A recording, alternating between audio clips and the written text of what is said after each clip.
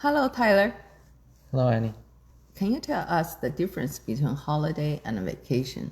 Sure. In British English, when people say holiday, they mean a general vacation. They could be going on a trip somewhere using their paid time off from work, where they, have a set number of days they can take off per year and they go somewhere on a trip. That would be a vacation or a holiday in British English. It would be a vacation in American English. In American English, holiday would be specific to special days designated by the government or state where people are generally off of work. Vacation is more like a summer vacation or winter vacation for school and a paid vacation for workers. Yes. Yes. The vacations for school are much longer than in China, I think. In my kids' situation, they finish around the end of May. The whole June, July, maybe half months of August, they can just travel, be totally free. In China, the school kids' vacation are shorter. They have to do homework when they're on vacation. So that vacation isn't that free. Oh man, that sounds rough. So I remember the summer vacation as a kid. I just had too much time. And I just be stuck with nothing to do, like watch TV or play video games. So I totally get that. I have a friend recently, her daughter moved to the United States. That's her first winter vacation, and she was so happy. There's no homework. Yeah, I remember sometimes as a kid, you would just have so much time that by the end of summer, you're ready to go back to school because you start to get bored. I miss your classmates. Miss your friends. In my summer vacation, I remember I always went somewhere, summer camps in another city, always fun. But when I came back, I had to hurry because there was so much homework to catch up. I remember doing a little bit with Boy Scouts and Cub Scouts. Cub Scouts is for younger children, and then Boy Scouts would be for the 5 to 11 for Cub Scouts, ages 10 to 18 for Boy Scouts. And scouting for boys or young men is to learn outdoor activities, to learn outdoor survival skills, camping, and to learn real world skills as well. Are they normally religious groups? It can be organized by a church where the actual leaders are designated by the church, but it doesn't have to be. Okay. In my case, it was growing up in Utah. In the Mormon church, there would be everybody participating in Cub Scouts and Boy Scouts. Yes. Was it fun? It was. I have to say, I wasn't always interested in the topics back then. I wasn't that interested in nature as a kid, but I'm much more interested now, actually. What topics, for example?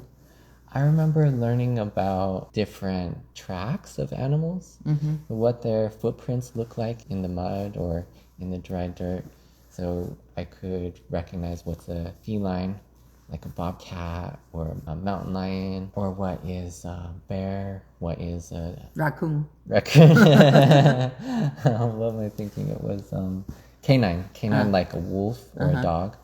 So you can recognize those different types of paw prints. And then also like the droppings, like what's the rabbit droppings, what's the deer droppings. It sounds extremely interesting and useful.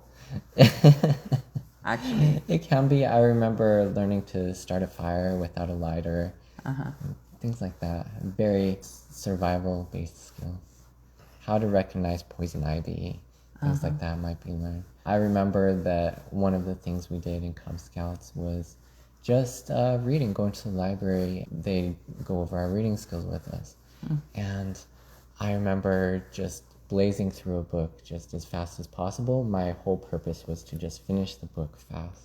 And the guy asked me questions and I won't be able to answer. He said, you need to slow down and take your time on each word, think it out loud in your head. I kind of regret, listening to that because I feel like when I was a kid, I was speed reading, and having somebody teach me differently maybe curbed my learning a little bit.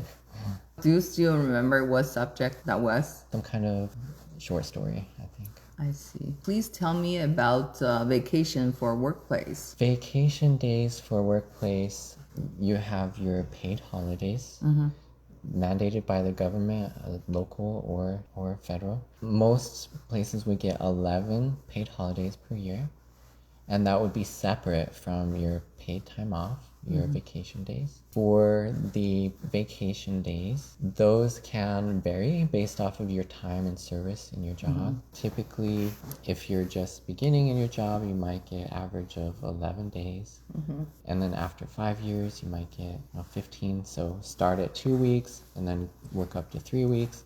And then after many years in the workplace, you might get 18 on average, or about 3.5 weeks. And it does vary a lot. In my first job, I remember getting 10 vacation days and sick days as well. So there'll be different allocations of days for vacation, for sick days, and then for personal days.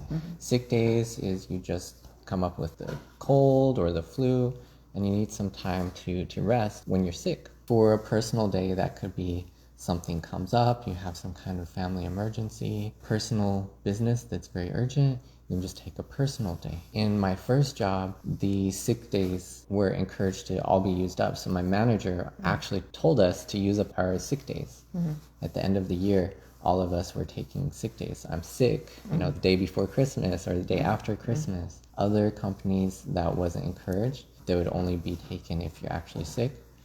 And then some people will just call in sick, act like they're sick if they have something they want to go do, or they have a friend or family in town. They'll just say, I'll call in sick. Yes. That happens too. Yes. You work for a bank. Remember the other day we met with a lady from China who also works for a bank. She told us about her vacation days. In her company, when you start the job, you get 5 days of vacation. After 5 years, you'll get each year 1 more day. And she has worked for her bank for over 30 years. She has 15 days of vacation, but you can't just take up all of it. Sometimes if the company is very busy, you have to sacrifice your vacation days and you'll never get those days back. The vacations are not as many as yours. Yes.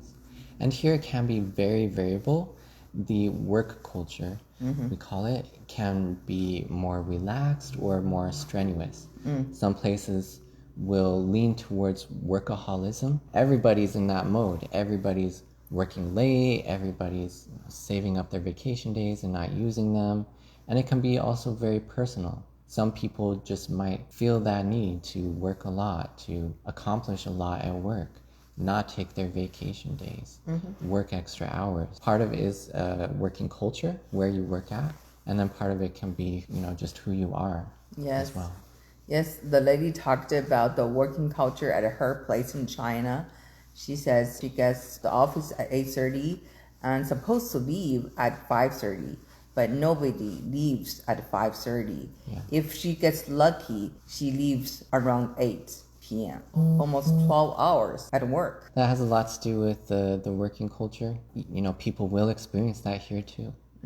Yes, so what about the work from home? Nowadays, there's a very popular phrase, digital nomads. Have you heard of the word? No, but I can understand what you mean. Yeah, it means like you can work anywhere you want as long as you deliver your stuff. Yeah, a lot of people in IT prefer that format just because your work is at a computer and your communication can be done over the phone with Zoom, in meetings with Zoom, on calls with Zoom, or in chats with your teammates. So that is a big preference. It seems like companies are cutting back on that, especially after COVID. So during COVID, it had to be that way. Oh, and it's overkill. Yes, it got done too much during COVID, and then they're overcompensating by trying to reduce the amount of work from home. Like my company is more strict about working at the office than before COVID, actually.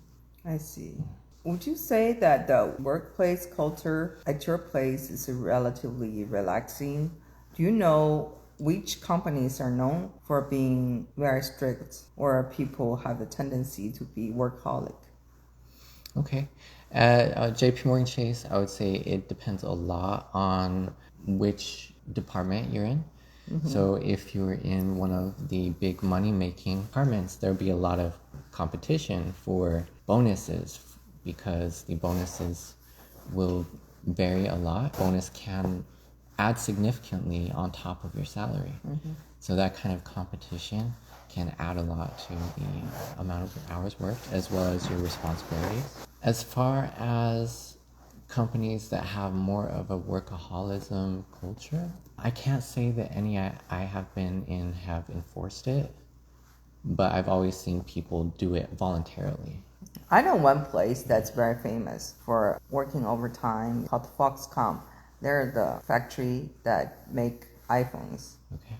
In the United States? In the United States as well. They have factories in China as well. Okay. I mean, I have friends working both places, and they were telling me the culture there is very strict. I think for financial technology in New York, that could be very common. Hedge funds, people that make a lot of money with programming, with algorithmic trading, they would have tendency to work a lot of hours, but also get well compensated for it. Algorithm trading is very popular nowadays. I have a friend, and the salary is very high. The starting salary is like $400,000 K. It's much higher than average. Yes, much higher. So I can imagine Wall Street is a different world. But here in Texas, it's more relaxed. Would you say so? I think it depends on industry, the fear as well. You know, how comfortable do you feel in your job? Do you feel like you're at risk for getting laid off? That can be a big factor if you have that anxiety of getting laid off. I've seen people just work a lot of extra hours just to prove that they're the top of their team and they deserve their high salary. Is that very common in the IT industry to work overtime? Yes, because what will happen is there will be these software release days where all of the work that you've done over the last 2 weeks or month or several months, it will just go out into the wild. Go out to the customer. Anything could happen. There could be a problem at one of your major stakeholders, at one of your major clients, and then you got to fix it. You get a call at night, hey, this major client has an issue, we got to fix it right now, right? Because that has a real world impact. When you write software and it doesn't function properly or causes problems, you could have an outage at in a client's services. And especially for JP Morgan Chase, they're responsible for so much of the money movement in the world. They're the largest financial bank in the world. So if something goes wrong there, you better believe that there's going to be people that are getting up in the middle of the night at 3 a.m, whatever time necessary to fix issues. Yes. As soon as possible. Yes. We start the topic with vacation, and let's end it with vacation. So right now, as we're talking, my children are still in their winter vacation. But next week, they'll start school. They'll go back to school, which means my vacation will start. Yes. So when they are back to school, I'll feel much more relaxed. Vacation time for the kids can feel like an extra job for parents sometimes. Yes, exactly. Yeah. Nice talking to you. Hey, great talking to you too. I look forward to the next time. Thanks. Me too.